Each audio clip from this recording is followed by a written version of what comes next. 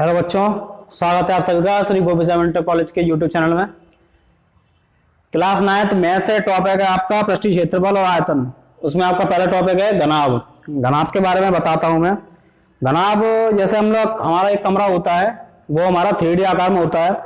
3D आकार का मतलब होता है कि उसमें लंबाई, चौड़ाई और ऊंचाई 3 पार्ट दे रखे अलग अलग। तो ये आपका ये दिख रहा है, ये आपका दिख रहा है 2D डायमेंशन में, क्योंकि इसका सामने का पृष्ठ दिखाई दे रहा है। अब मैं इसको 3D शेप में बना रहा हूं। ये आपका 3D शेप में हो गया।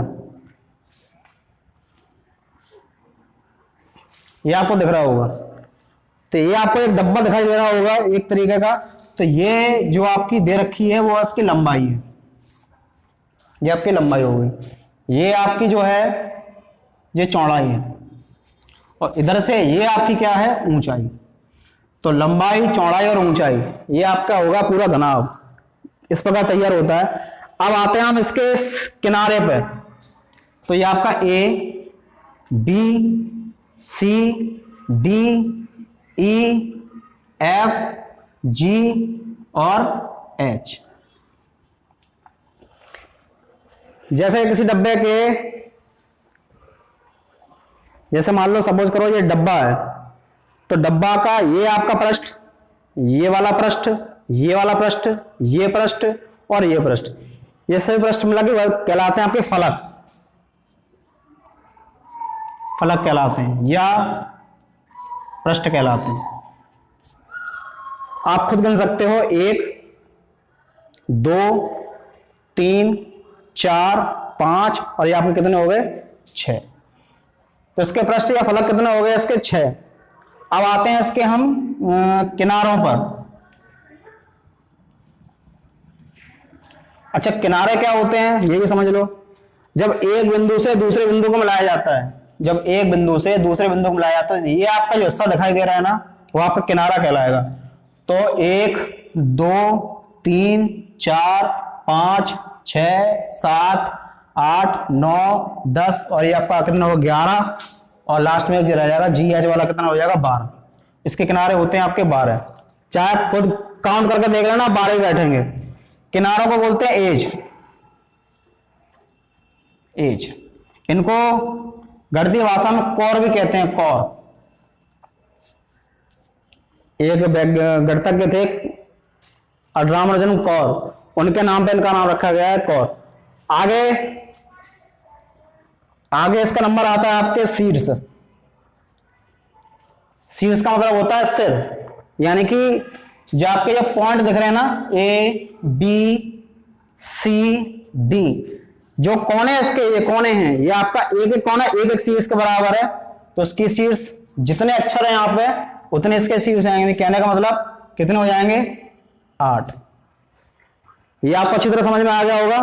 अब चलते हैं इसके हम सूत्रों पे, क्योंकि इसके सूत्र ढंग से समझोगे तो इसके सवाल कर लोगे। इसका पहला सूत्र आता है आपका घनाभ का पृष्ठीय क्षेत्रफल। अब घनाभ का पृष्ठीय क्षेत्रफल क्या होता है, क्षेत्रफल होता है एरिया, यानी कि एक एक चीज को बारीकी से निकाल कर और उनको आपस में गुणा करके जो भी हमको मान प्राप्त होता है वो हमारा क्षेत्रफल होता है। अब बात हो किसकी रही है, पृष्ठीय क्षेत्रफल की हो रही है। तो पृष्ठीय क्षेत्रफल का मतलब वो होता है जो इसका पृष्ठ होता है, जो सरफेस होता है, उसकी बात हो रही है। तो इसका फॉर्मूला होता है 2L × V, यानी कि लंबाई गुणा चौड़ाई प्लस चौड़ाई गुणा ऊंचाई प्लस ऊंचाई गुणा लंबाई। ये इसके आगे मैंने 2 क्यों लगाया ये भी समझ लो। इसमें अगर आप काउंट करोगे तो आपके एक शीर्ष से एक शीर्ष आपका ये वाला, एक शीर्ष आपका ये वाला, तो इसमें 2 बार लंबाई है, 2 बार चौड़ाई है, 2 बार ऊंचाई है। तो सबको गुणा करने के बाद जो भी प्राप्त होता है वो आपके सब 2-2 बार है। इसलिए इसमें क्या किया गया, 2 कॉमन लिया गया है। 2 कॉमन लेने के बाद क्या बना अपना घनाभ का पृष्ठीय क्षेत्रफल।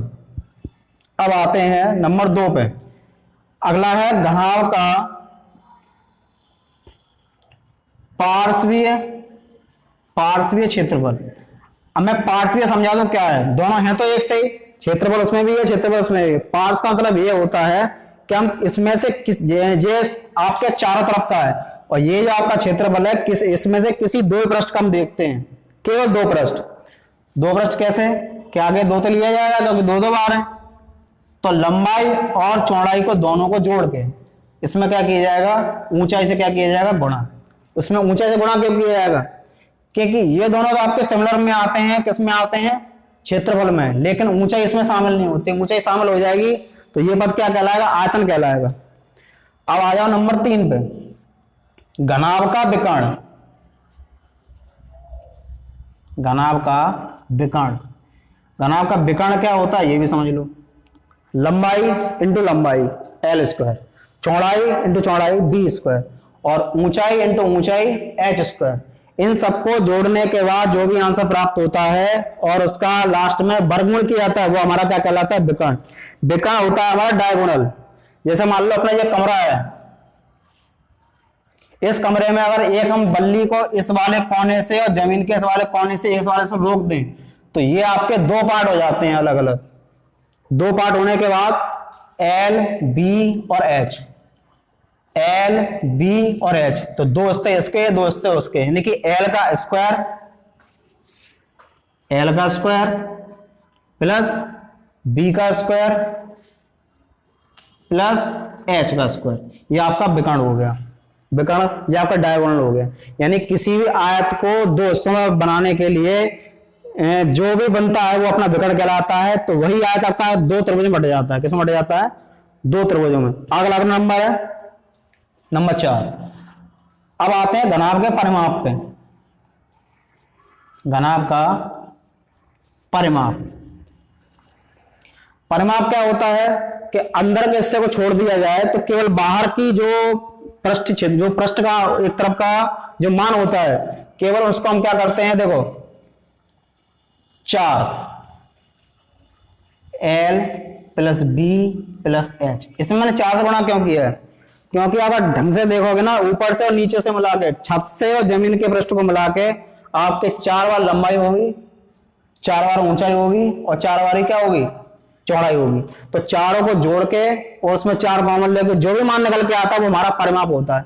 ये केवल बाहर का हिस्सा होता है, केवल बाहर से, अंदर वाला का मतलब नहीं होता है। अंदर का काम ये करता है, ये करता है। ये आपका एक कोने से दूसरे कोने को मिलाने वाले का सूत्र है, ये आपका परिमाप होता है जो केवल बाहर का है।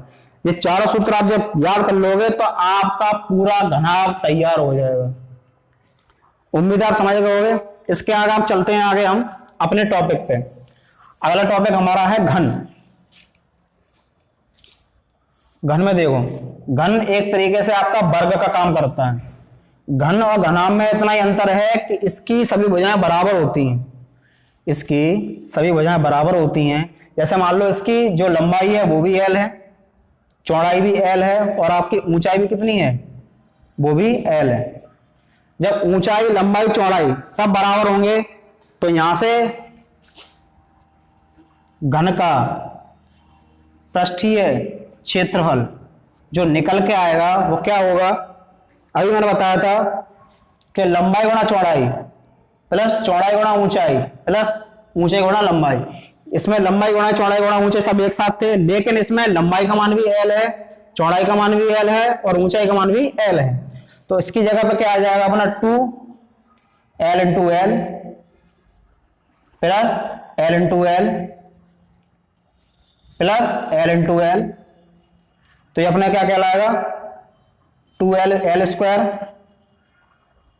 L square L square. इस तरीका से आपका बनेगा 3l स्क्वायर इंटू 2 और ये आपका बनेगा 6l स्क्वायर। समझ गए। इसी प्रकार घन का पार्श्व पृष्ठीय क्षेत्रफल वो क्या होगा, 2l plus L into L. ये आपका निकल के आएगा 4l स्क्वायर, क्योंकि एल एल 2l हो गए। एल का 2 से गुणा करो 4 हो जाएंगे, फिर एल का एल से गुणा करोगे तो एल स्क्वायर आएगा। फिर आएगा आपका घन का विकर्ण। एल की जगह पे एल स्क्वायर, ये भी एल स्क्वायर, ये भी एल स्क्वायर, तो आपका कहलाएगा √3l, क्योंकि 3 जोड़े 3 हो जाएगा और एल इसमें से बाहर आ जाएगा तो कितना बचेगा, √3 है। अब आते हैं घन के परिमाप पे। घन के परिमाप पे, परिमाप भी वही काम करेगा। तो इसमें लंबाई प्लस लंबाई प्लस लंबाई कितनी होगी, 3 लंबाई होगी। 3 लंबाई का 4 से गुणा करोगे कितना आ जाएगा, 12L। ये आपका घन है, ये आपका घनाभ है। अगर आपको घनाभ तैयार हो जाएगा तो घन ऑटोमेटिक तैयार हो जाएगा, क्योंकि इसमें ये सभी भुजाएं कैसी होती हैं, बराबर होती हैं। ये आपका घन हो गया और ये आपका घनाभ हो गया। ठीक है बेटे, आज के बाद ये इस टॉपिक को अगर अच्छी तरह आप देख लोगे तो मैं बता सकता हूं कि ये घन और घनाभ आपके दिमाग में अच्छी तरह फिट हो जाएंगे। उसके बाद इसके सवाल आगे मैं वीडियो बनाकर अपलोड कर दूंगा। धन्यवाद।